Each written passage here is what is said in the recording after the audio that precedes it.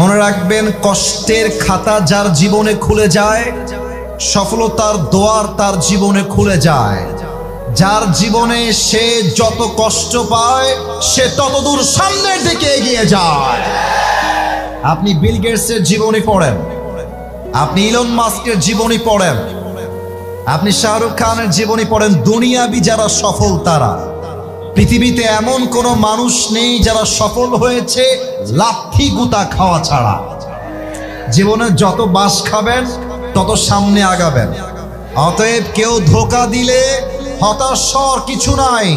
আমি আমার একটা ওয়াজে বলেছিলাম, ধোঁকা একজন সৌভাগ্যবান মানুষ খায়, কারণ ধোঁকার দ্বারাই প্রমাণ হয় একমাত্র আল্লাহ ছাড়া আমার দ্বিতীয় আর কেউ আপন হতে পারে না। তো তুমি যদি কখনো তোমার রক্তের আপন মানুষ দ্বারা প্রতারিত হও, স্মরণ করবা ইউসুফ আলাইহিস সালামের কথা, যিনি তার আপন ভাই দ্বারা প্রতারিত হয়েছিলেন। যদি তুমি দেখো তোমার ফ্যামিলিতে তোমার বাবা মা তোমার বিরুদ্ধে চলে গিয়েছে, স্মরণ করবা ইব্রাহিম আলাইহিস সালামের কথা, যে ইব্রাহিম আলাইহিস সালাম তার বাবার দ্বারা আগুনে নিক্ষিপ্ত হয়েছিলেন। তুমি যদি তোমার জীবনে প্রচন্ড বিপদে পড়ে যাও, চতুর্পাশে বিপদ আর বিপদ, দেওয়ালে পিঠ থেকে গিয়েছে, যাওয়ার কোনো জায়গা নাই, তুমি স্মরণ করবা ইউনুস আলাইহিস সালামের কথা, যাকে আল্লাহ তাআলা মাছের অন্ধকার প্রকোষ্ঠ থেকে মুক্তি দান করেছিলেন। সুবহানাল্লাহ পড়বেন না? যশোরের শাসার ভাইরা, যদি আপনারা দেখেন ফ্যামিলির সবাই আপনাকে মিথ্যা অপবাদ দিচ্ছে, এলাকার মানুষ মিথ্যা অপবাদ দিচ্ছে, আপনার সবচেয়ে কাছের মানুষ আপনাকে মিথ্যা অপবাদ দিচ্ছে, মন ভাঙা যাবে না, হতাশ হওয়া যাবে না। স্মরণ করবেন আম্মা জান আয়েশা রাদিয়াল্লাহু তাআলা আনহার কথা। এরকম চরিত্রবান একজন নারীকে জেনার অপবাদ দেওয়া হয়েছে, তিনি আল্লাহর উপরে ভরসা হারান নাই, আল্লাহ তার সম্মানকে আকাশচুম্বী করে দিয়েছে। ঠিক কিনা বলেন? আপনি যদি আপনার জীবনে প্রচন্ড অসুস্থ থাকেন, জ্বর, মাথা ব্যথা, ক্যান্সার, ব্লাড ক্যান্সার, অসুখ আর অসুখ, স্মরণ করবেন আইয়ুব আলাইহিস সালামের কথা, যিনি 18 বছর অসুস্থ ছিলেন, আল্লাহর কাছে অভিযোগ করেন নাই, তার ভরসার জন্য তাকে রোগ থেকে মুক্তি দিয়েছে একজন। আওয়াজ দিয়ে বলেন সবাই, তিনি কে? আপনি যদি দেখেন আপনার সবচেয়ে কাছের বন্ধু আপনাকে নিয়ে ট্রল করছে, আপনার আব্বা আম্মা আপনাকে হাসির পাত্র বানাচ্ছে, আপনার বউ আপনাকে দেখে মজা নিচ্ছে, মনে করবেন আমাদের প্রিয় নবী মুহাম্মদুর রাসূলুল্লাহ সাল্লাল্লাহু আলাইহি ওয়াসাল্লামের কথা, যিনি তার পরিবারের আপন মানুষ দ্বারা ট্রলের শিকার হয়েছেন, বাট তিনি আশা হারান নাই, সেই নবী পুরো বিশ্বকে জয় করে দেখিয়ে দিয়েছে। আপনি যদি দেখেন চতুর্পাশের প্রত্যেকটা মানুষ আপনাকে বিপদে ফেলবার জন্য মরিয়া হয়ে গেছে, বিপদে ফেলতে চায়, আপদে ফেলতে চায়, মনে রাখবেন সাইয়্যিদুনা ঈসা আলাইহিস সালামের কথা, যাকে তার কওমের লোকেরা ফাঁসির কাস্টে ঝুলাবার জন্য ষড়যন্ত্র করেছিল, তাকে আসমানে উঠায় নিয়ে রক্ষা করেছিল একজন, তিনি কে? যদি তুমি তোমার জীবনে দেখো একটা মেয়েরে বড্ড ভালোবাসতাম, পালায় গেছে, হারায় গেছে, অন্য জায়গায় বিয়ে হয়ে গেছে, মরে গেছে, চলে গেছে, স্মরণ করবা খাদিজা রাদিয়াল্লাহু তাআলা আনহার কথা, যার প্রথম স্বামীও মারা গেছে, দ্বিতীয় স্বামীও মারা গেছে, উনি হতাশ হয়ে যান নাই, তার ভরসার বিনিময়ে আল্লাহ তাআলা তাকে নবীজির সর্বপ্রথম স্ত্রী হিসেবে কবুল করেছে। সুবহানাল্লাহ। অতএব হতাশ হওয়ার কিছু নাই। وَلَسَوْفَ يُعْطِيكَ رَبُّكَ فَتَرْضَى. Put your trust on your Lord. Indeed and verily your Lord will give you something that will definitely make yourself happy. রবের উপরে ভরসা করো, যা হারিয়ে গিয়েছে তার চাইতে উত্তম কিছু দিবে একজন, তিনি কে? আল্লাহ আমাদের সবাইকে হতাশা মুক্ত জীবন দান করুক। পড়েন সবাই আমিন। 3টা তাকবীর দিবেন। প্রথম তাকবীর দিবেন বিবাহিত ভাইরা, দ্বিতীয় তাকবীর দিবেন সিঙ্গেল ভাইরা। আমি দেখতে চাই কার গায়ের জোর কত বেশি। বিবাহিত ভাইয়েরা, মিডিয়ায় রেকর্ড হচ্ছে, আমাদের সম্মান যেন নষ্ট না হয়ে যায়। বিবাহিত ভাইয়েরা একটা কাশি দেন। মাশাআল্লাহ, আওয়াজ ভালো আছে, খারাপ না। আর হ্যাঁ, কেউ যদি উঠে যায় ওয়াজের মাঝখান থেকে, নিজ দায়িত্বে লুঙ্গি টান দিয়ে ধরে বসাই দিবেন। তবে খেয়াল রাখবেন লুঙ্গি যেন খুলে না যায়। বিবাহিত ভাইয়েরা তাকবীর দেন আমার সাথে, নারায়ে তাকবীর। ওরে বাবা রে বাবা, মাশাআল্লাহ, আজকে আমাদের বিবাহিত ভাইদের জোর ভালো আছে। সিঙ্গেলরা কি হেরে যাবে নাকি রে বাবা? তোমরা কি পরাজিত হয়ে যাবা? দেখা যাক সিঙ্গেলরা আজকে কেমন পারে। সিঙ্গেল ভাইরা কাশি দেন। আপনারাই আব্বা জানরা নাম্বার দিবেন, খতিব সাহেব আছে, আমার ভাইরা আছে না, আপনারা নাম্বার দিবেন। আমি আপাতত এই দল থেকে বের হয়ে যাচ্ছি। সিঙ্গেল ভাইরা তোমরা একটা কাশি দাও আবার।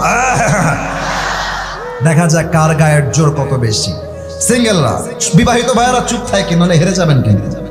সিঙ্গেল ভাইরা নারায়ে তাকবীর। বিবাহিত ভাইরা আমাকে মাফ করে দিবেন।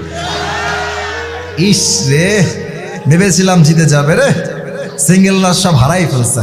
যাই হোক, কষ্ট বেশি তো, তাই গায়ে একটু জোর বেশি। যুবক ভাইরা কি বলো? এবার আর কোনো ভাগাভাগি নাই, তাকবীর শেষ হবে, তাফসীর শুরু হবে। তবে এমন জোরে তাকবীর দিবেন যেন যশোরের শাঁস তাকবীরের আওয়াজের ঠেলায় আমি আসিফ ফজুর স্টেজ ভেঙে উল্টে নিচে পড়ে যাই। আচ্ছা, সবাই মিলে একটা কাশি দেন। নারায়ে তাকবীর। আল কোরআনের আলো, আল হাদিসের আলো, কোরআন হাদিস যেখানে, আলেম ওলামা যেখানে, শার্শাবাসী যেখানে, আল্লাহ যেন কবুল করে। পড়েন সবাই আমিন। আমার প্রিয় যশোরের ভাইয়েরা, আপনাদের সাউন্ডে প্রমাণ হয়ে গিয়েছে আজকের এই মাহফিলে যশোরের সন্তানরা কাপুরুষের সন্তান নয়, সব বীর পুরুষের সন্তানগুলো আমার। আল্লাহ যেন বীর পুরুষের সন্তানগুলোকে আলী রাদিয়াল্লাহু তাআলা আনহুর মতো কবুল করে নেয়। পড়না আমিন। আসুন মূল আলোচনায় ফিরে যাই। বলেন তো সবাই, আমরা আল্লাহর সবচাইতে কাছের প্রিয় বন্ধু হতে চাই কি চাই না? আমরা কি আল্লাহর সবচাইতে কাছের বান্দা হতে চাই কি চাই না? আজ আলোচনার সেন্ট্রাল থিম বা সাবজেক্ট ম্যাটার হলো how can we get closer to Allah সুবহানাহু ওয়া তাআলা। আমরা রবের সবচাইতে কাছের বান্দা হতে পারি কেমন করে? ইনশাআল্লাহ আজকে আমরা এই বিষয়ে কিছু কথা কোরআন এবং হাদিস থেকে বলার সর্বোচ্চ চেষ্টা করব। আপনারা হয়তোবা নাম শুনেছেন, পাকিস্তানের একজন টপ ফেমাস স্কলার, তার নাম হলো মাওলানা তারিক জামিল। নাম শুনেছেন আপনারা? দেখবেন যে সাদা পায়জামা পরে, সাদা পাঞ্জাবি পরে। এই তোমরা কেন এগুলো করছো কলিজার ভাইরা, কেন করছো? এই বেসটা বাড়ান, মোটা রাখেন বেস। ডানের ভাইরা বসার জায়গা থাকলে বসে যান, নয় ডানে যান, যে কোনো একটা। এদেরকে ডিস্টার্ব করা যাবে না, এরা সব শান্তশিষ্ট হয়ে বসে আছে। মেহেরবানি করে চুপ থাকেন। মাওলানা তারিক জামিল তার ওয়াজের মধ্যে একটা কথা সেই দিন বললেন, যেটা আমার কলিজায় আঘাত লেগেছে। মাওলানা তারিক জামিল একটা কথা উর্দুতে কোট করলেন। আমি উর্দুতে কোট করছি first of all, and secondly আমি এটাকে বাংলায় তর্জমা করে দেওয়ার ট্রাই করবো আমার প্রিয় শার্শার ভাই।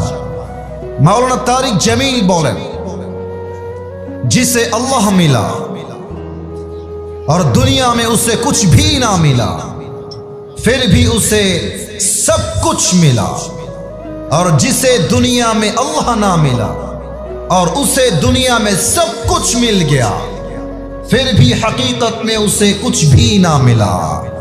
এর মানে হলো যে আল্লাহকে পেল আর দুনিয়ার কিছুই সে পেল না, তবুও সে সব কিছু পেল। আর যে আল্লাহকে পেল না আর দুনিয়ার সব কিছুই সে অর্জন করে ফেললো, তবুও সে আসলে কিছুই অর্জন করতে পারলো না। ঠিক কিনা বলে? আল্লাহ মিলা তো সব কুছ মিলা, আল্লাহ না মিলা তো কুছ ভি না মিলা। দ্য মেইন ডেস্টিনেশন ইজ আল্লাহ সুবহানাহু ওয়া তাআলা।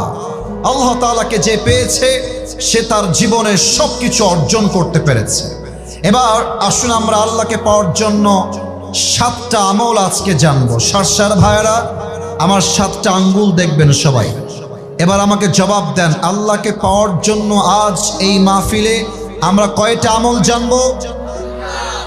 আওয়াজটা সারসার হয় নাই, যশোরের হয় নাই। কয়টা? আরো জোরে, কয়টা? 1 নাম্বার আমল হলো, যেই বান্দা আল্লাহর সবচেয়ে প্রিয় এবং খাঁটি বান্দা হতে চায়, প্রথম শর্ত হলো you have to clean your heart. 1 number শর্ত, আত্মার পরিশুদ্ধি করতে হবে। আত্মা যার ঠিকঠাক তার সব ঠিকঠাক, আত্মা যার নষ্ট তার পুরো দেহটাই নষ্ট, ঠিক কিনা বলেন? আচ্ছা, আপনারা দেখবেন যে আগে 5 আগস্টের আগে অনেক নেতা ছিল, উপরে ফিটফাট, ভেতরে পুরোটাই সদরঘাট। এবং অনেক নেতাকে আমি দেখেছি যারা অজু ছাড়া নামাজ পড়তো, আমি নিজের চোখে দেখেছি। আপনারা একটা নাম বলবো, বজলুর রশিদ হুজুরের নাম কি কেউ শুনেছেন? ওনার বাসা উত্তরবঙ্গের বগুড়ায়। উনি একটা মাহফিল করতে গিয়েছেন, হয়তো বা টাঙ্গাইল বা সিরাজগঞ্জে যে কোনো একটা জেলায় তিনি গিয়েছেন। তো রাত বাজে 12টা, এক নেতা এসেছে মাহফিলে অংশগ্রহণ করবার জন্য অতিথি হিসেবে। তো নেতা সাহেব যখন এসেছে, কিছু চামচা থাকে নেতার, সব সময় থাকে, স্লোগান দিচ্ছে, আমার নেতার আগমন, শুভেচ্ছার স্বাগত, আমার নেতার চরিত্র ফুলের মতো পবিত্র, নামাজ পড়ে না এক ওয়াক্ত। তো নেতা সাহেব এসেছেন, এসে হুজুরের ডান দিকে, আমার হুজুর যেমন আমার ডান দিকে বসে আছেন, এখানে বসে গেছেন নেতা সাহেব। এসে বলছে, ওই কমিটির লোকেরা, আমাকে এখনই মাইক দেওয়া লাগবে, আমার সময় নাই, আমাকে বাহিরে যাওয়া লাগবে। তো মাইকটা তাকে দিয়েছে। নেতা সাহেব সালাম কালাম কিছু নাই, প্রথমেই শুরু করেছে, আমার ভাইরা, নামাজ নামাজ নামাজ, নামাজ ছাড়া জীবনে কোনো গতি নাই, নামাজই একমাত্র সফলতার মাপকাঠি। এত নামাজ নামাজ বলছে, হুজুর তো তাকে অবাক হয়ে গেছে, আর বলছে, হুজুর यार ये तो जन्नत से भाग के दुनिया में आई है, এত ভালো নেতা তো আমি আজীবনেও দেখি নাই। তো নেতা সাহেব ওয়াজ করে নেমে গেছে নিজ দিয়ে। নেতার একজন চামচা ছিল হুজুরের পেছনে দাঁড়িয়ে দাঁড়িয়ে নেতার প্রোটোকল দিচ্ছিল। তো নেতা সাহেব যখন ডান দিক দিয়ে নেমে গিয়েছে, হুজুর বলছে, আজকে আমার খবর নেওয়াই লাগবে নেতা আসলেই নামাজ পড়ে কিনা। তো যেই চামচা পেছনে ছিল ওর হাত ধরছে, এই বেটা এদিকে আয়। কিরে, তোর নেতা যে পরিমাণ নামাজের কথা কইল, কমপক্ষে তো 70-80 রাকাত তাহাজ্জুদ অবশ্যই পড়ে। কিরে, কি খবর বল নেতা। তো ছেলে বলছে, হুজুর এটা মুখে বলা যাবে না, কানে কানে বলতে হবে। তো হুজুরের কানে কানে ছেলেটা বলছে, হুজুর, এটা বগুড়ার ভাষায় বলছি, আপনারা আবার রাগটা কইলেন না। ছেলেটা বলছে, হুজুর কিসের 70 রাকাত তাহাজ্জুদ? এই নেতার সঙ্গে 5 দিন একসঙ্গে আছি, ভোট সামনে, এই শালা এক ওয়াক্ত নামাজে পড়ে না। তার মানে কি বুঝলেন? নেতার উপরে ফিটফাট, কিন্তু নেতার ভেতরে আত্মাটাই নষ্ট। যুবক ভাড়া, ঠিক কিনা বলো? তবে এই আত্মা হলো 3 প্রকার।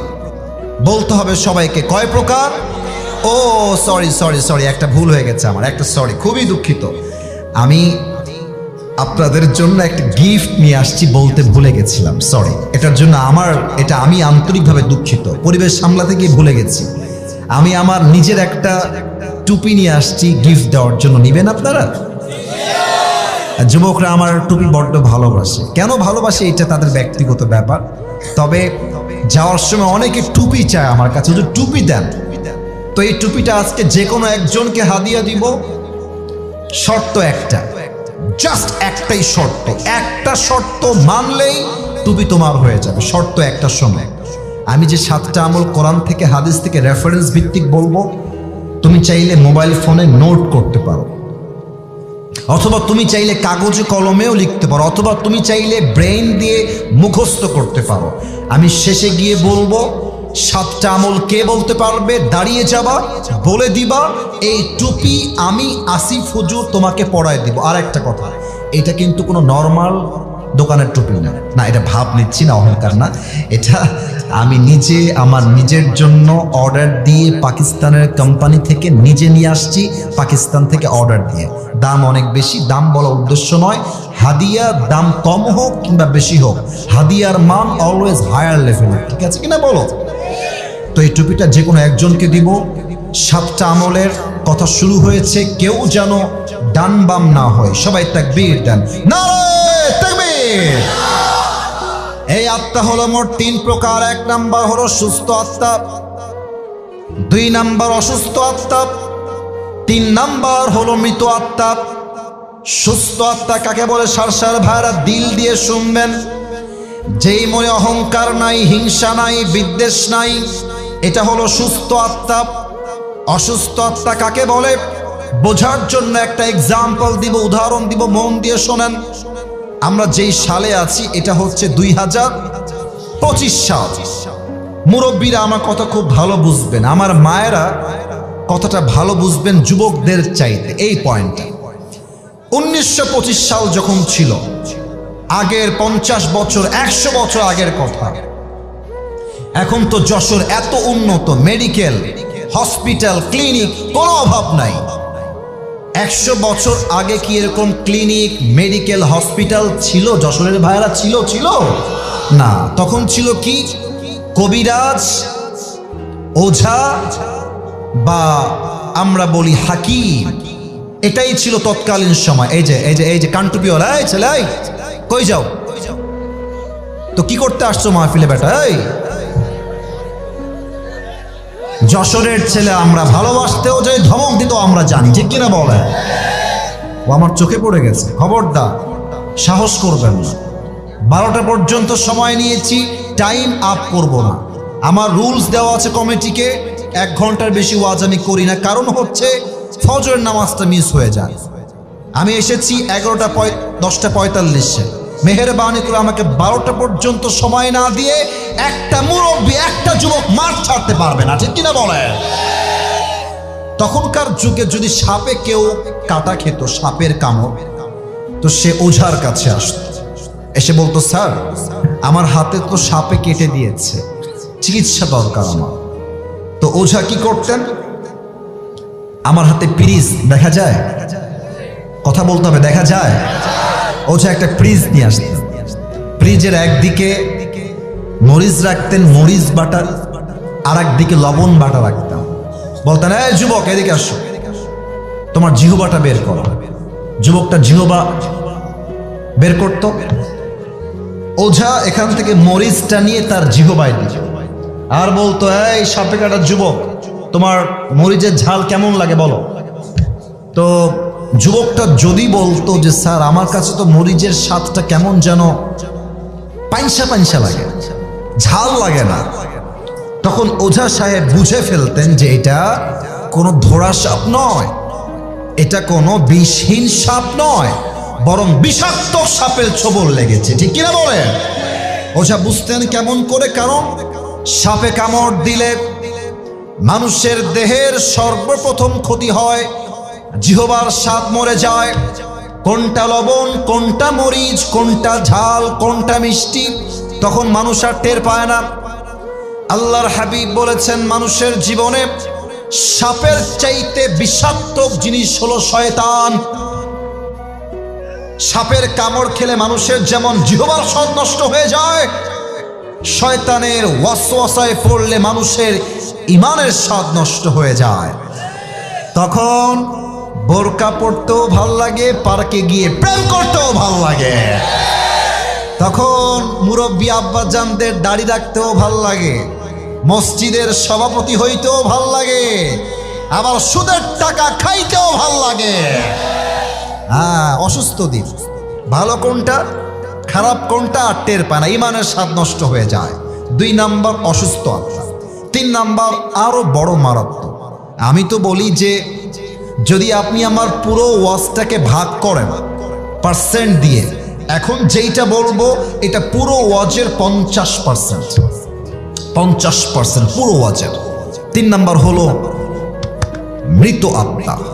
মৃত আত্মা কারা? আল্লাহ বলছেন কোরআনে, আমার ভুল বলার কোনো অপশন নাই। আল্লাহ বলছেন মৃত আত্মা যাদের আত্মা, আল্লাহ বলছেন উলাইকা কাল আনআম বাল হুম আযাল, এরা হচ্ছে চতুষ্পদ জন্তুর মতো।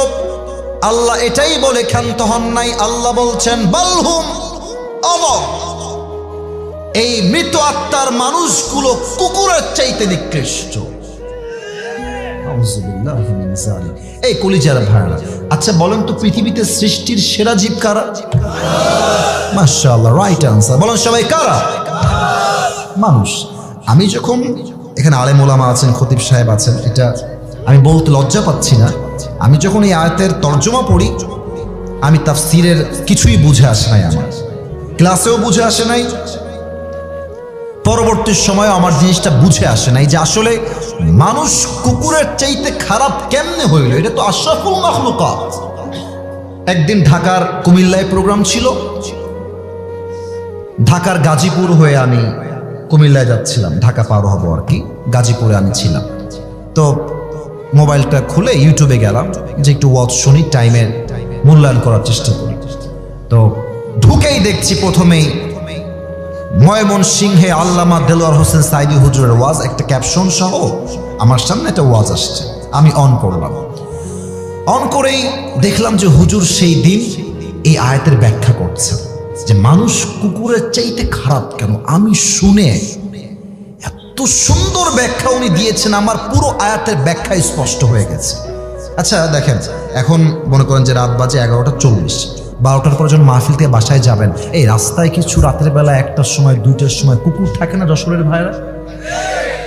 একা গেলে বুঝবেন যে বাস কারে কয়। হ্যাঁ, 10 জন গেলে বুঝে আসবেন। এই বাসটা আমি আমার জীবনে বহুবার খেয়েছি, তো তাই এটা আমি জানি। সেদিন আমার মাহফিল ছিল উত্তরবঙ্গের নওগাঁ জেলায়, নাম তো শুনেছেন তাই না, নওগাঁ। তো মাহফিল করে বাসায় আসলাম, তো ড্রাইভার সাহেব বলছে হুজুর আজকে খুব ক্লান্ত হয়ে গেছি, আপনাকে আর আগায় দিব না, আমি চলে গেলাম, আপনি বাসায় উঠে যান ফ্ল্যাটে। মানে কপাল খারাপ হইলে যা হয়। তা আমার দারোয়ান সেই দিন সেই মরার ঘুম দিয়েছে। আমি ড্রাইভার সাহেবকে বিদায় দিয়েছি, টাটা বাই বাই আল্লাহ হাফেজ, এদিকে দারোয়ান ঘুম থেকে উঠে না। দারোয়ান সাহেব ওঠে, হ্যাঁ দুনিয়াতেই নাই।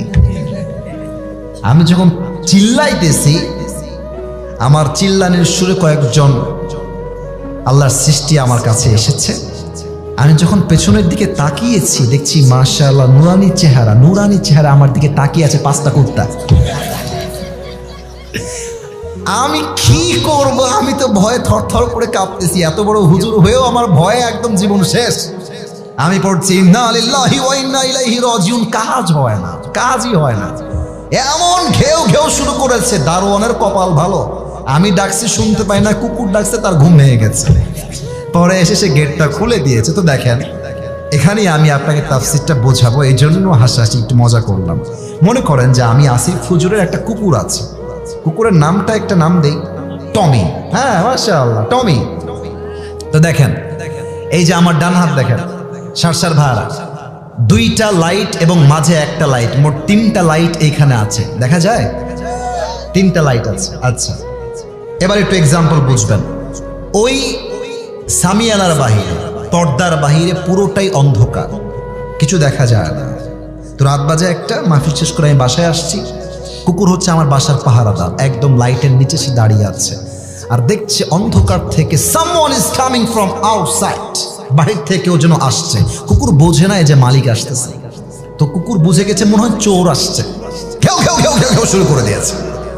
তো দেখেন, আমি আস্তে আস্তে হাঁটতে হাঁটতে হাঁটতে লাইটের নিচে আসলাম, and now my face is clear। এখন আমাকে দেখা যায় যে এটা আসিফ হুজুর। দেখবেন কুকুরের মালিক যখন কুকুরের সামনে চলে আসে, কুকুর যখন মালিককে চিনতে পারে মালিক আসছে, দেখবেন কুকুর আর ঘেউ ঘেউ করে না, তখন সোজা মাথা নিচু করে মালিকের পায়ের সামনে ঝুঁকে যায়।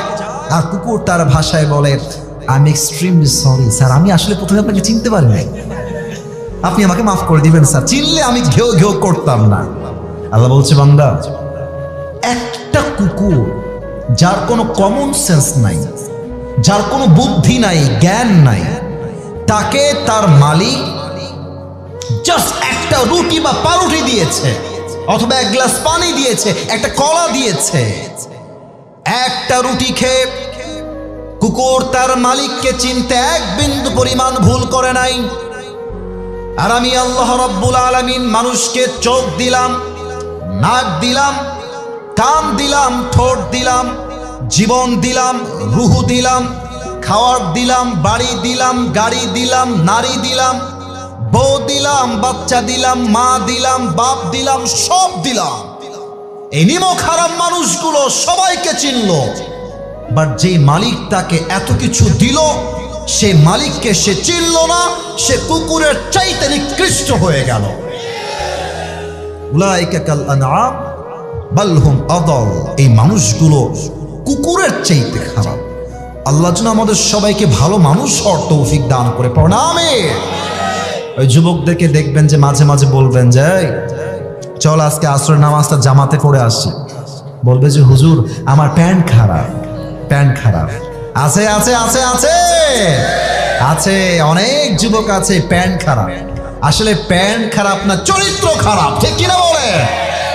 কিন্তু এই তাফসির করতে গিয়ে যে আমার একটা গল্প মনে পড়ে গেল, বলা যাবে না মনে হয় না? না থাক, বাদ দেন, রাত হয়ে না না রাত হয়ে গেছে তো বলা যাবে না মনে হয়। এক সাপে আর ব্যাঙে ছিল খুব বন্ধুত্ব। আমাকে বলতে হবে সাপ আর, হ্যাঁ জোরে কও, সাপ আর। তো একদিন ব্যাঙ সাপকে ডাক দিয়ে বলতেছে, বন্ধু তুমি দেখতে বড্ড সুন্দর বন্ধু, তোমার যে চেহারা বন্ধু জাস্ট ওয়াও, এরকম চেহারা আমি জীবনেও দেখি নাই বন্ধু। তো সাপ তো পাম্পটি খেয়ে ফুলে গেছে, বলছে বন্ধু আরো বলো আরো বলো। তো ব্যাঙ বলছে বন্ধু তুমি যখন এমনি ফস করো বন্ধু, দেখতে কঠিন লাগে বন্ধু, তুমি আসলেই সুন্দর বন্ধু। এবার সাপ তো পাম্পটি খেয়ে ফুলে গেছে। একটু পর ব্যাঙ ডাক দিয়ে বলছে বন্ধু তোমার চেহারাও সুন্দর, গায়ের রং সুন্দর, তোমার ফসফস করা দেখতেও আমার সুন্দর লাগে, বাট বন্ধু তোমার একখান জিনিস আমার মোটেও ভালো লাগে না। বন্ধু কি কও দি, কি বিষয় ভালো লাগে না? তো বলছে যে বন্ধু তুমি যখন রাস্তা দিয়ে হাঁটো, এই সোজা হয়ে হাঁটো না, কেমন ত্রিং বিরিং করে হাঁটো। তো বন্ধু এই ত্রিং বিরিংটা আমার পছন্দ হয় না, তুমি কি সোজা হয়ে হাঁটতে পারো না বন্ধু? সাপ বলছে বেয়াদব, এত বড় সাহস, তুই আমার ভুল ধরিস, আজকে তোর একদিন কি আমার একদিন। সাপ এমনি ফস করে উঠছে।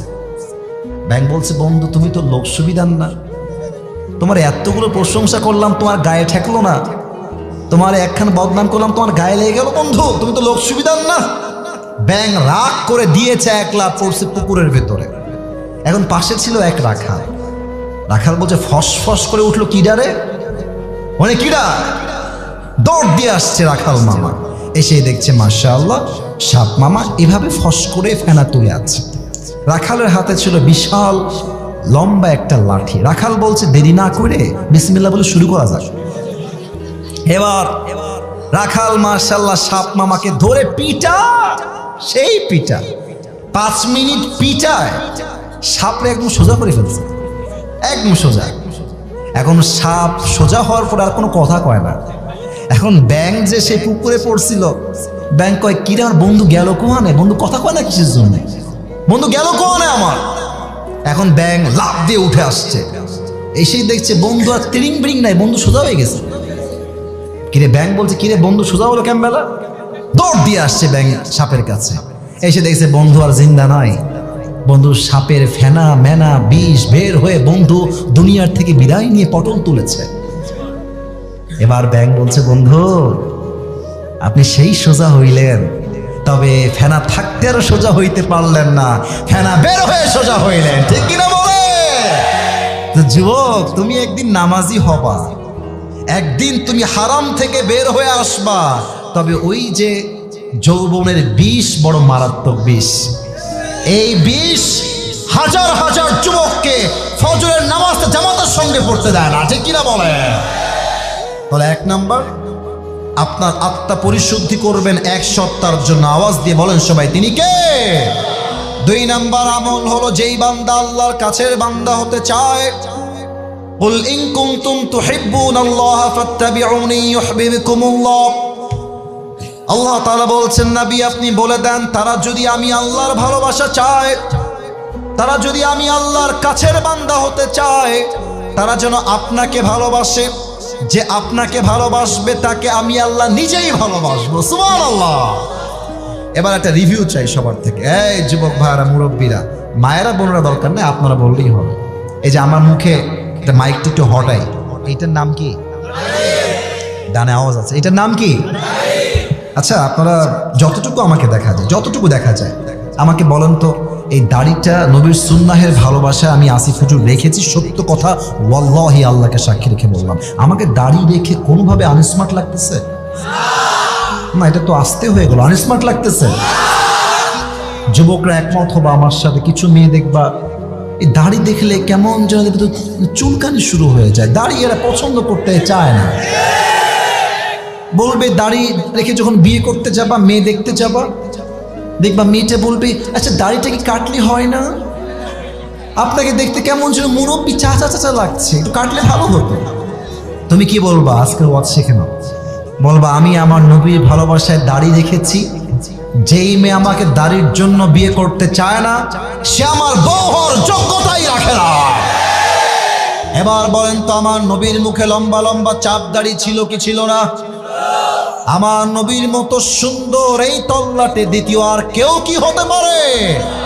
চাঁদের চেয়ে সুন্দর তুমি, নবী আমার কামলিহিওয়ালা, দো জাহানের বাদশাহ তুমি, প্যারা নবী সাল্লে আলা, দো জাহানের বাদশাহ তুমি, প্যারা নবী সাল্লে আলা, চাঁদের চেয়ে সুন্দর তুমি, নবী আমার কামলিহিওয়ালা। সুবহানাল্লাহ। সবাই তো মেয়েদের তো দাড়িওয়ালা পছন্দ হয় না, দেখবা গাঞ্জাখোর খুব পছন্দ হয় অনেক মেয়ে।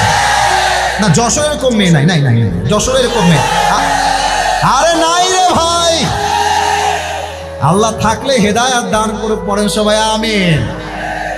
যারা গাঞ্জাখোর পছন্দ করে এরা সেই লেভেলের বাস খায়, কারণ গাঞ্জাখোর তো নিজের জীবনের মূল্য নিজেই বুঝে না, তার বইয়ের মূল্য বুঝবে কেমন করে?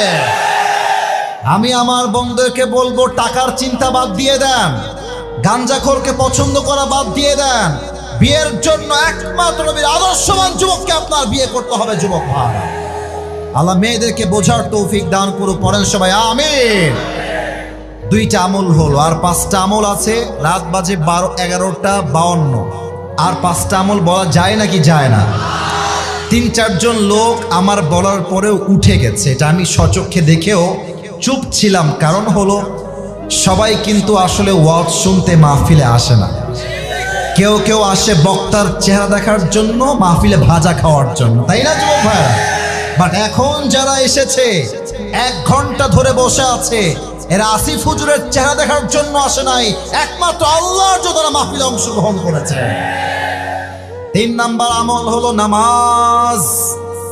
নামাজ নাই যার, ইমান নাই তার, নামাজ নাই যার, আল্লাহর বন্ধু হবে না তার।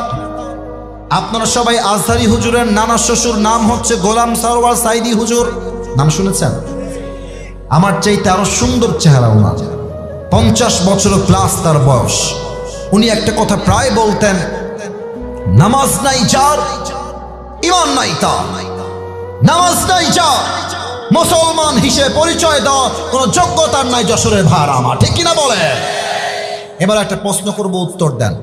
এই একদম চুপচাপ, এদিকে বলেন তো, ইসলামের দ্বিতীয় খলিফা কি নাম ছিল? হ্যাঁ, ওমর। আবু বকর বললে ভুল হবে, প্রথম খলিফা আবু বকর, দ্বিতীয় খলিফা ওমরে ফারুক রাদিয়াল্লাহু তাআলা আনহু। আমি যতগুলো হাদিস উল্লেখ করব, এটা হচ্ছে আমার সর্বশেষ হাদিস। শেষ ভালো যা, সব ভালো তার। এই হাদিসটা আমার কলিজার থেকে শ্রবণ করবেন। ওমরে ফারুকের কাছে একজন যুবক আসছে, তার নাম হচ্ছে আবু লু'লু আল মাজুসি। সে একজন আগুনের পূজারী। এসে বলছে, ওমর তোমার কাছে একটা অভিযোগ নিয়ে আসছি, আমার অভিযোগটা তোমাকে শুনতে হবে। বলছে, কি অভিযোগ বলো আমাকে। তো যুবকটা বলছে, ওমর আমার যে মালিক আছে সে প্রত্যেক দিন আমার কাছে 6 দিরহাম চার্জ করে। বলেন সবাই আমার হাতের দিকে তাকিয়ে, কয় দিরহাম? তো আপনি এটা কমায় দেন, 2 দিরহাম করে দেন, আমি এত দিরহাম দিতে পারবো না, কমায় দেন। তো ওমর ফারুক বলছে ঠিক আছে কমায় দিব, তবে আমাকে জানতে হবে যে তুমি কি ব্যবসা করো, তোমার জবের উৎস কোথায়, আয় করো কেমন করে। ওই যুবক ডাক দিয়ে বলছে ইয়া খলিফাতুল মুসলিমিন, আমার ব্যবসার সোর্স হলো খঞ্জর বা চাকু। প্রত্যেকটা আরব সর্দারের জন্য আমি সবসময় চাকু তৈরি করি, বিশাল লম্বা লম্বা খঞ্জর। খঞ্জর কাকে বলে? আমার ডান হাত দেখবেন, look at my right hand. এখানেও চাকু, এখানেও চাকু। মাকবাদাতুহু ফি ওয়াসাতি, হ্যান্ডেলটা হচ্ছে মাঝখানে, এটার নাম হচ্ছে আরবিতে খঞ্জর। বলছে ও মাশাআল্লাহ, তুমি খঞ্জর বানাও? তোমার তো 1 টাকার ব্যবসা নয়, লাখ লাখ টাকার ব্যবসা। এই মিয়া, তোমার তো 6 দিরহাম নয়, তোমার তো 10 দিরহাম চার্জ হওয়ার কথা। এই কথা শুনে কাফেরটা রেগে মেগে ফায়ার। হ্যাঁ ওমর, সবাই যেহেতু মুসলমান ঘরের সন্তান, তাই তুমি সবার বেলায় নরম, আর আমি যেহেতু কাফের, তাই তুমি আমার বেলায় গরম, তাই না ওমর? এবার দেখেন কাফেরটা কি বলছে। আমরা মাঝে মাঝে হুমকি দেই না, তোকে দেখে নিব রে। ওই কাফেরটা হুমকি দিচ্ছে, ওমর তোমাকে আমি দেখে নিব। এই হুমকি দিয়ে বের হয়ে যাচ্ছে, এদিকে তাকাচ্ছে, বের হয়ে যাচ্ছে। আর ওমর ওর দিকে তাকায় আছে, বেটা তুই কারে হুমকি দিস? তাকায় আছে। আমরা যাওয়ার সময় বলছে ওমর আমি তোমাকে হত্যা করে ছাড়ব, হুমকি দিয়ে বের হয়ে গেছে। সারা রাত মিলে ওমরে ফারুককে হত্যা করবার জন্য এই কাফের বিশাল লম্বা একটা খঞ্জর বানিয়েছে। যশোরের সারসার ভাইরা, হাদিসটা বুঝতে চাইলে আমার দিকে তাকান, আমার পেটের ডান দিকে, যতটুকু দেখা যায় পেটের ডান দিক দেখা। প্রত্যেকটা আরব সর্দারের পেটের এই ডান দিকের এই জায়গাতে একটা খাপ থাকতো, ছুরি রাখার খাপ। শত্রুপক্ষকে অ্যাটাক করবার জন্য অথবা শত্রুপক্ষের অ্যাটাককে ডিফেন্স করার জন্য তারা ছুরি ব্যবহার করত, ডানে থাকতো খাপ। তো ওই যুবকটা বিশাল লম্বা খঞ্জর বানিয়ে খাপটা পেটের ডান দিকে রেখেছে। এখন প্ল্যান করছে আমি যদি এভাবেই হত্যা করতে যাই আমি হত্যা করতে পারবো না। প্ল্যান করছে কেমনে মারা যায়। এবার দেখেন তো আমার দিকে, এইটা আমার গায়ে কি, এই যে বুঝেও কথা কস্তান না কিসের জন্য ভাই, কন এটা কি? চাদর। দেখেন আমি হাদিসটাকে অভিনয় করে বোঝাচ্ছি। ওই কাফেরটা পেটের ডান দিকে ছুরি রেখেছে, একটা চাদর নিয়ে আসছে বিশাল লম্বা, চাদরটাকে এমনে ঝুলিয়েছে মেয়েদের নেকাবের মতো। ঝুলানোর পরে এই ডানের যে অংশ চাদরের, এই যে ডান দিক দেখেন, এইটাকে সোজা মেয়েদের নেকাবের মতো পুরো মুখ ঢেকে ফেলেছে। কেউ তার চেহারা দেখতে পাচ্ছে না, জাস্ট চোখ দেখা যায়। ফজরের আজান যখন হয়ে গেল, অন্ধকার রাত, ওই কাফের একজন মুনাফিকের ছদ্মবেশে ওমরে ফারুকের পেছনে মুসল্লি হয়ে নামাজ পড়তে আসছে। ওমরে ফারুক যখন মসজিদে প্রবেশ করলেন, ডাক দিয়ে বলছেন ও সাহাবা একরাম শোনো শোনো, সফু সুফুফাকুম, কাতার সোজা করো, কাঁধে কাঁধ মিলিয়ে দাঁড়াও, আল্লাহু আকবার। ওমরে ফারুক নামাজ শুরু করলেন, সানা পড়লেন, সূরা ফাতিহা পড়লেন, এরপরে তিনি কিরাত মিলালেন। এবার তিনি আল্লাহু আকবার রুকুতে গিয়েছেন। যখন তিনি রুকুতে গিয়েছেন, পেছন থেকে ওই কাফের চাদরটাকে এমনে ধরে উড়াই দিয়েছে, আর ওমরের সামনে চলে আসছে, আর পেট থেকে লম্বা ছুরিটা বের করে এমনে তাক করে ধরে আছে। ওমরে ফারুক জাস্ট বলবে সামিআল্লাহু লিমান হামিদা, সঙ্গে সঙ্গে ওমরের পেটে সে আঘাত করবে। একদম ও পেটে দাঁড়িয়ে আছে। ওমরে ফারুক রাদিয়াল্লাহু তাআলা আনহু পড়ছেন সুবহানা রাব্বিয়াল আযীম, সুবহানা রাব্বিয়াল আযীম। তাসবিহ পাঠ যখন শেষ হয়ে গেল, ওমরে ফারুক রাদিয়াল্লাহু তাআলা আনহু পড়লেন সামিআল্লাহু লিমান হামিদা। জাস্ট উঠেছেন, ওই কাফেরটা খঞ্জর দিয়ে ওমরে ফারুকের পেটের এখান থেকে শুরু করে এই পর্যন্ত একটা কোপ দিয়েছে, এখান থেকে নিয়ে আবার একটা দিয়েছে, এখান থেকে ধরে আবার একটা পোস্ট দিয়েছে। তিনটা চাকুর আঘাতে হাদিসে আসছে ওমরে ফারুকের পেটটা কেটে নাড়ি ভুড়ি সবগুলো বাহিরে বের হয়ে গেছে।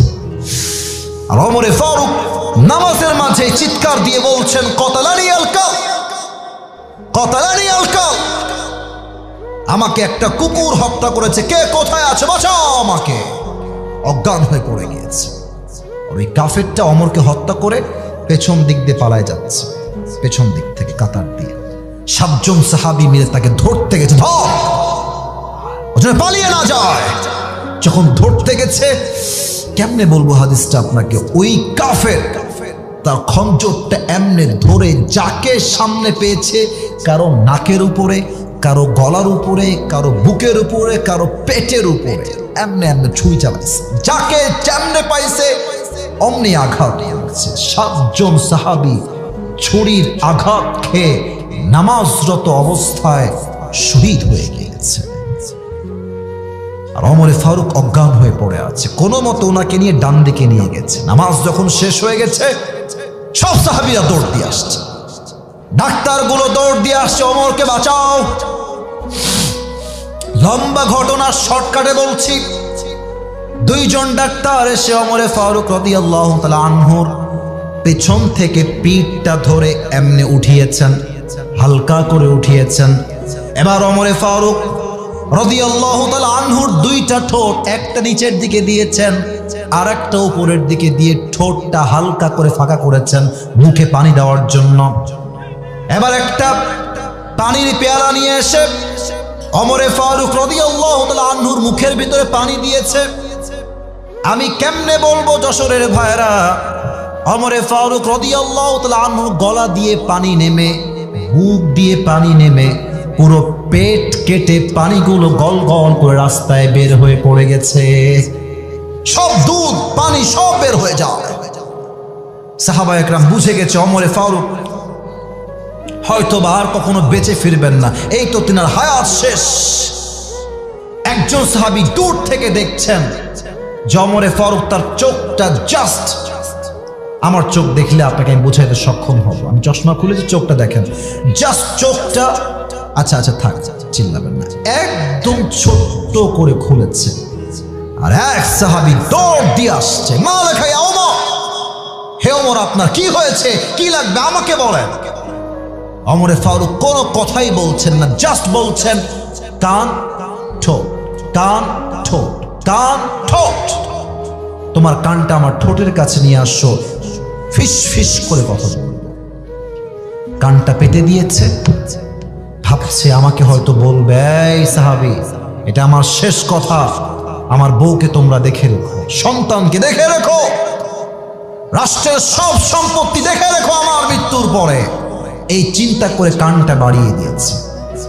আর ওমরে ফারুক তার জীবনের শেষ মুহূর্তে একটা কথাই জবান দিয়ে বললেন, এই সাহাবী আসাল্লান নাস, আসাল্লান নাস, আমি ওমর যখন ছুরির আঘাত খেয়ে অজ্ঞান হয়ে গেলাম, আমাকে জাস্ট একটা খবর দাও, আমার অজ্ঞান হওয়ার পরে সাহাবায়ে কেরামরা ওই নামাজটা জামাতের সঙ্গে আদায় করেছে কিনা। এত আস্তে সুবহানাল্লাহ পড়লেন। আরে ভাই, একটা মানুষের পেট কেটে গেছে, নাড়ি ভুড়ি বের হয়ে গেছে, কোন সাহাবী যাকে আল্লাহর হাবিব দুনিয়াতে জান্নাতের টিকিট দিয়ে দিয়েছে, সেই মানুষটা এই মুহূর্তে এসে নামাজকে ভুলে নাই, নামাজকে ভুলে নাই। আর বলতে লজ্জা লাগে আমার, আসরের আজান হয়ে যায়, যুবকরা মোড়ে মোড়ে দাঁড়িয়ে পাবজি ফ্রি ফায়ার খেলে বেড়ায়, কেউ টিকটক বানিয়ে বেড়ায়, কেউ ক্রিকেট খেলে বেড়ায়, ঠিক না বলে? নামাজ নাই যার, আল্লাহ হবে না তার। এই 3টা ব্যাখ্যা সহকারে বললাম, বাকি 4টা জাস্ট বলে শেষ করে দিচ্ছি। তোমরা মাঝে ডিস্টার্ব করেছো, আমি দেখেও না দেখার ভান করেছি, কারণ আমি ভালোবাসি তো, ধমক দিয়ে চাচ্ছি না, শেষ পর্যন্ত চলে আসছি, আর কোনো কথা বললো না। দেখো তো বাম দিকে তাকায়, কত ভদ্র চুপচাপ বসে আছে, একজন ওঠে না এই পাশ থেকে, যত সব ঝামেলাই ডান পাশে। মেহেরবানি করে তোমাদের পায়ে হাত রেখে বলছি, আর কোনো আওয়াজ করবো না।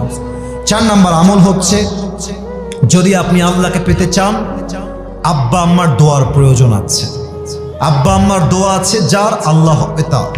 অনেকে বউ পেয়ে আব্বা আম্মাকে আমরা ভুলে যাই, অনেকে গার্লফ্রেন্ড পেয়ে আব্বা আম্মাকে ভুলে যায়। মনে রাখবা, বিপদে পড়লে গার্লফ্রেন্ডকে হারিকেন দিয়েও খুঁজে পাওয়া যাবে না। বিপদে একমাত্র আব্বা ছাড়া, মা ছাড়া কাউকে খুঁজে পাওয়া যায় না। যশোরের ভাড়া রিদাউর রাব্বি ফি রিদাইল ওয়ালিদাইন ওয়া সাখতুর রাব্বি ফি সাখতিল ওয়ালিদাইন। আব্বা আম্মা খুশি, আল্লাহ খুশি। আব্বা আম্মা নারাজ, আল্লাহ নারাজ। 4 নাম্বার। 5 নাম্বার, আগে একটা কথা বলতে চাই, ভুল হলে ধরায় দিবেন, ভুল হলে। 5 নাম্বার আমল বলার আগে আমার মনে হয় এই বাম থেকে নিয়ে এই পুরো এই পর্যন্ত আমার হুজুর সহ, আমার ভাইরা সহ, আমরা সবাই, মনে হয় যে আমার ব্যক্তিগত কথা, ভুল হলে ঠিক নয়, ভুলই বলবেন। আমার মনে হয় আমরা সবাই এখানে যারা এসেছি, আমরা সবাই বড় ঘরের সন্তান নই, আমরা সব মধ্যবিত্ত পরিবারের সন্তান। আমার কোনো একটা ওয়াজে তোমরা হয়তো বা শুনেছো, আমি নট শিওর, আমি একটা ওয়াজে বলেছিলাম যে মধ্যবিত্ত পরিবারের সন্তান মানেই হচ্ছে এক একটা ব্র্যান্ড। আমাদেরকে সাইকেল দিবেন চলবে, বাইক দিবেন চলবে, কার দিবেন চলবে, কিছুই দিবেন না, বলবেন হেঁটে হেঁটে আসো, তাও চলবে। ভাত দিবেন, ডাউল দিবেন চলবে, ভাত দিবেন, ভর্তা দিবেন চলবে, ভাত দিবেন, কিছুই দিবেন না, 1 গ্লাস পানি দিবেন, একটা মরিচ দিবেন, পান্তা ভাত হলেও চলবে। কেন? আমি মধ্যবিত্ত পরিবারের সন্তান। আপনি আমাকে খাট দিবেন, ঘুমায় যাবো, খাট দিবেন না, তাও ঘুমাবো, বালিশ দিবেন, ঘুমাবো, বালিশ দিবেন না, তাও ঘুমাবো, কম্বল দিবেন, ঘুমাবো, কম্বল দিবেন না, তাও ঘুমাবো। কারণ হলো আমি বড়লোক ঘরে ধাপুস ধুপুস খেয়ে বড় হওয়া ব্রয়লার মুরগি নই। আমি যেমন মধ্যবিত্ত পরিবারের সন্তান আরাম করতে পারি, আমি চাইলে হাড় ভাঙ্গা পরিশ্রম করতে পারি। যুবক ভাড়া, ঠিক কিনা বলো? আল্লাহ বলছে, বান্দা, তোমার জীবনে আমাকে পাওয়ার সবচাইতে বড় উপায় হলো ধৈর্য। বলতে হবে সবাইকে, 1 নাম্বার উপায় কি আমাদের জন্য? ধৈর্য। যদিও 5 নাম্বার, তবে আমাদের জীবনে ধৈর্য ছাড়া কোনো গতি নাই। কিয়ামতের দিনে আল্লাহ বলবে, এই আব্দুর রহমান বের হ, এই আব্দুর রহিম বের হ। আল্লাহ, আমরা বের হব কেন? আমরা কি জান্নাত পাবো না? আল্লাহ আল্লাহ বলবে, বাপ বান্দা, জান্নাত পাবা, তবে সবাই হিসাব করে জান্নাত পাবে, আর আমি আল্লাহ তোমাদেরকে বিনা হিসাবে জান্নাত দিব না। সুবহানাল্লাহ। যশোরের শাসার সুবহানাল্লাহ হয় না, জোরে বলো সুবহানাল্লাহ। আচ্ছা আল্লাহ, আমরা জান্নাত পাবো বিনা হিসাবে কেন? আল্লাহ বলে, বান্দা, ওই যে তোমাকে আসিফ হুজুর বলেছিল তুমি কেমন আছো, আর তুমি সব কষ্ট ভুলে আমার উপরে সবর ধারণ করে শুকরিয়াতান পড়েছিলা, আলহামদুলিল্লাহ, ইন্নামা ইউওয়াফাস সাবিরুনা আজরুহুম বিগাইরি হিসাব। আজকে আমি আল্লাহ ধৈর্যশীল বান্দার জন্য বিনা হিসাবে জান্নাত লিখে দিলাম। সুবহানাল্লাহ। অতএব 5 নাম্বার আমল হলো আল্লাহকে পাওয়ার জন্য অবশ্যই অবশ্যই অবশ্যই ধৈর্যশীল হতে হবে। রাজি আছেন তো সবাই ইনশাআল্লাহ? 6 নাম্বার আমলটা খুবই সহজ। আমরা দুনিয়ামুখী নই, পরকালমুখী হব। এটা আমি মেয়েদেরকে বলতে চাই, যারা বউ আছেন বা আগামীতে বউ হবেন। এখানে অনেক স্বামী এসেছেন, অনেক মুরব্বীরা এসেছেন। মেয়েদের জাস্ট ডিমান্ডের জন্য হাজার হাজার সংসার ভেঙে যায়, তালাক হয়ে যায়, ডিভোর্স হয়ে যায়। ইভেন আমার আফসোস লাগে, প্রবাসী আমার ভাই সারাটা জীবন কষ্ট করে মাথার ঘাম পায়ে ফেলে দেশে টাকা পাঠায়, আর বউটা এমন বেঈমানের বেঈমান, ওই টাকা দিয়ে এমবি ভরে নিজের স্বামীকে মাইনাস করে আর একটা যুবককে বলে আই লাভ ইউ। বলেন সবাই, আছে না নাই? আমি প্রত্যেকটা মেয়েকে বলবো, আমার বোনেরা, আপনাদেরকে আমি শ্রদ্ধার সাথে বলছি, আপনি আপনার স্বামীর সঙ্গে ভিডিও কলে কথা বলবেন। হোয়াটসঅ্যাপ অ্যালাউড না, বুঝে গেছি বিভিন্ন কান্ট্রিতে হোয়াটসঅ্যাপ চলে না, বিধায় আপনি ইমো ইনস্টল দিয়েছেন। আপনার ইমো হবে প্রাইভেট। এই কথা আগে ঠিক না, আগে বোঝেন। আপনার ইমো হবে প্রাইভেট। আননোন কোনো পারসন আপনাকে কল দিতে পারবে না, কোনো ইমো গ্রুপে অ্যাড দিতে পারবে না, কোনো আননোন পারসন আপনাকে চাইলে ভিডিও কলে কন্ট্যাক্ট করতে পারবে না। এমন ইমো আপনাকে প্রাইভেসি মেনটেন করতে হবে। অনেক মেয়ে ইমো খুলে শুধুমাত্র স্বামীর সঙ্গেই কথা বলার জন্য, কিন্তু ইমোতে এত পরিমাণ নোংরা মহিলারা বসবাস করে, এই সমস্ত নোংরা মহিলার জন্য ভালো ফ্যামিলির মেয়েগুলো নষ্ট হয়ে যায়। আমি মেয়েদেরকে বলবো, যাদের স্বামী আছে প্রবাসে, আপনার ইমোতে একটাই ফ্রেন্ড থাকবে, একজন অ্যাড থাকবে, and he should be your husband and nobody else। ঠিক কিনা বলে? 2 নাম্বার কথা, যেই মেয়েদের স্বামীরা প্রবাসে আছে, আমি কিন্তু ভদ্রতার সাথে বলছি, আমি কিন্তু বিনয়ের সঙ্গে বলছি, সেই মেয়েরা কখনো বাহিরে যাওয়ার সময় হিজাব ছাড়া, মেকআপ ছাড়া বাহিরে বের হতে পারবেন না। কথা ঠিক আছে কিনা বলুন আপনারা? দেখবেন যে স্বামী থাকে বিদেশে, ছেলে পড়ে স্কুলে, ছেলেকে স্কুলে নিয়ে যাবে মা, সকাল 8টা থেকে মেকআপ শুরু করে, মেকআপ করতে শুরু করে। 2 ঘন্টা মেকআপ করে যখন রাস্তা দিয়ে হেঁটে যায়, হাজার হাজার যুবকের ঈমান এবং চরিত্র দুইটাই নষ্ট হয়ে যায়। আমার প্রিয় বোন, আপনি যখন আপনার মেকআপ দিয়ে স্বামীকে বাদ দিয়ে পরপুরুষকে সুখী করেন আর খুশি করেন, মনে রাখবেন এইটা স্বামীর সঙ্গে স্পষ্ট বেঈমানি আর গাদ্দারি ছাড়া কিছুই হতে পারে না। আর যারা প্রবাসে গিয়েছেন, প্রবাসে যারা আছেন স্বামীরা, আপনাদেরকে বলবো, আপনার বউ যদি বলে তুমি না আসলে আমার চরিত্র ঠিক থাকবে না, তুমি চলে আসো, আমি আপনাকে হাদিস দিয়ে বলছি, আপনি আসতে বাধ্য, আপনাকে আসতে হবে। এর কারণ কি ঠিক না? আগে বোঝেন কারণটা কি। কারণ যেই ইনকাম করতে গিয়ে আমার বউয়ের চরিত্র নষ্ট হবে, সতীত্ব নষ্ট হবে, ওই ইনকামের মাথায় আমি লাথি মারি যুবক ভাই, আছে কিনা বলো? দরকার হলে দেশে আমি ভ্যান চালায় খাবো, ঝালমুড়ি বেচে খাবো, রিক্সা চালায় খাবো, ধানের খেতে কাজ করে খাবো, তবে আমি এমন কোনো কাজ করব না যেই কাজ করলে আমার বউয়ের চরিত্র নষ্ট হয়ে যায়। ঠিক কিনা বলে? আল্লাহ প্রত্যেকটা মেয়েকে পরকাল মুখী স্ত্রী হওয়ার তৌফিক দান করুক। পড়েন সবাই আমিন। 7 নাম্বার আমলটা বলবো, সবাই 2 হাত তুলুন, সবাই 2 হাত তুলুন। সবাই আপনাদেরকে থ্যাংক ইউ সো মাচ। আপনার 12টা বেজে পার, তাও ঠেকেছেন, এটা শুকরিয়া। 2 হাত তোলেন, সবাই 2 হাত তোলেন। এবার এই ডান হাতটা বুকে রাখেন, এই যে বুকে। মাশাআল্লাহ, সবাই আপনার আনুগত্যশীল। এটা হচ্ছে 7 নম্বর আমল। প্র্যাকটিক্যালি বলবো, সবাই আমার সঙ্গে ওয়াদা করবেন আল্লাহর সাথে। 7 নম্বর আমল হচ্ছে তওবা এবং ইস্তেগফার। তওবা কেমনে করবেন আমি শিখাই দিচ্ছি। বলেন সবাই আল্লাহ। একটু জোরে আল্লাহরে ডাকেন। এই বামের ভাইরা, তোমরা আল্লাহকে ডাকো, কথা না বলে আল্লাহকে ডাকো। বলেন সবাই আল্লাহ। আমরা যশোরের সন্তান, ও আল্লাহ, তোমার শাহী দরবারে দিল থেকে তওবা করলাম। ও আল্লাহ, তুমি আমার জীবনের সব গুনাহ মাফ করে দাও। একবার সকলে জবান করে পড়েন তো আমি। তাওবার আরেকটা অংশ বাকি আছে। বলেন সবাই আল্লাহ। সাউন্ডটা খুব সুন্দর হচ্ছে। বলেন সবাই আল্লাহ। আমি ওয়াদা দিলাম অতীতে যে গুনাহ করেছি, আগামী ভবিষ্যতে সেই গুনাহগুলো আমি কখনো করব না। বলেন সবাই ইনশাআল্লাহ। শেষ হচ্ছে ইস্তেগফার। আমি একদম সময় নিব না, 30 সেকেন্ড লাগবে, একটু শিখে নেন, যদিও সবাই জানেন বলে আমার বিশ্বাস। একদম ছোট্ট করে পড়েন সবাই আস্তাগফিরুল্লাহ।